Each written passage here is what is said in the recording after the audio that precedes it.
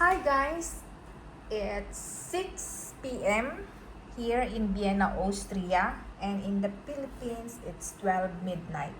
So today guys, gumawa ako ng lechon manok kasi na-miss ko talaga ang ating lechon manok sa Pilipinas guys, na masarap talaga siya guys.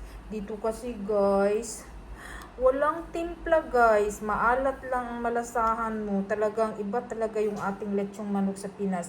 So ngayon guys, gumawa ako. Ako na lang yung gumawa guys. Ayan.